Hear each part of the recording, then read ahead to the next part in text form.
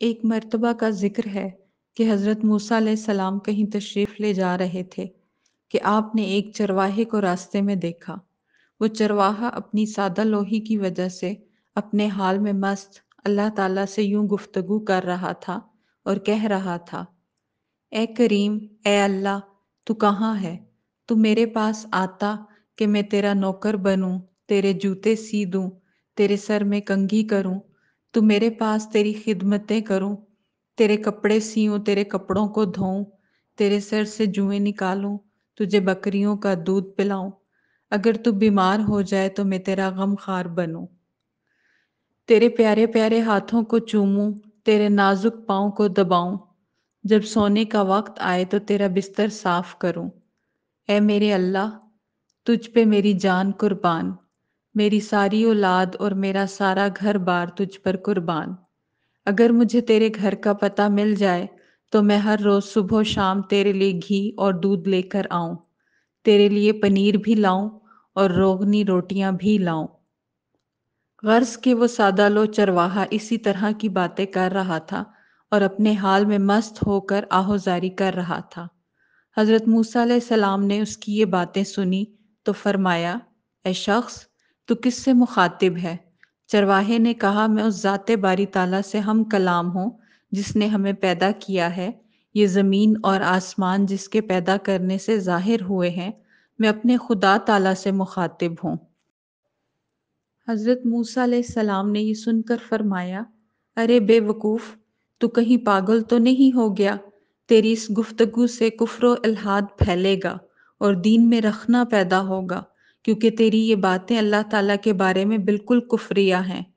کیا تو نہیں جانتا کہ اللہ تعالیٰ اس طرح کی خدمت سے بے نیاز ہے؟ اے شخص، تو اپنی ان باتوں سے توبہ کر اور اللہ تعالیٰ سے معافی مانگ۔ چرواہا حضرت موسیٰ علیہ السلام کی ڈانٹ ڈپٹ سن کر بہت ڈرا اور اس نے کہا: اے موسیٰ، تم نے تو میرا منہ سی دیا اور شرمندگی سے میری جان جلا دی۔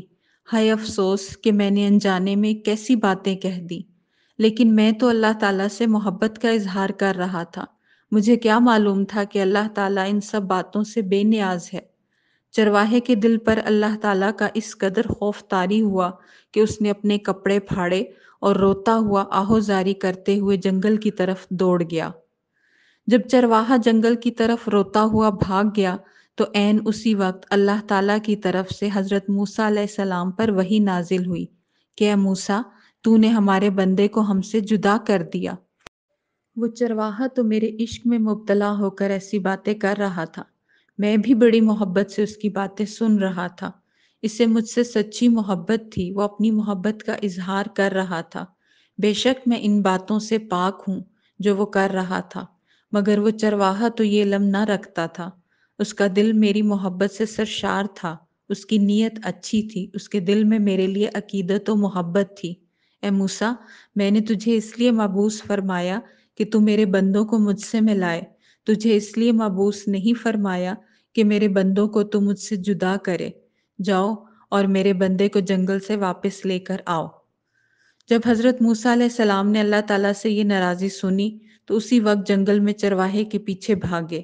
وہ چرواہا دیوانہ وار سر اٹھائے بھاگتا ہوا نظر آیا۔ حضرت موسیٰ علیہ السلام نے اسے جا لیا اور فرمایا: تجھے اسی طریقہ پر مناجات کی اجازت مل گئی ہے، جو بھی محبت بھرے الفاظ تیری زبان پر آئیں تو کہتا رہ، اسی لیے کہ تیرا مرتبہ اللہ تعالیٰ کے نزدیک بہت بلند ہے۔ اس واقعے سے یہ نتیجہ اخذ ہوتا ہے کہ اللہ تعالیٰ شکلوں کو نہیں دیکھتا بلکہ وہ نیتوں اور اعمال کو دیکھتا ہے۔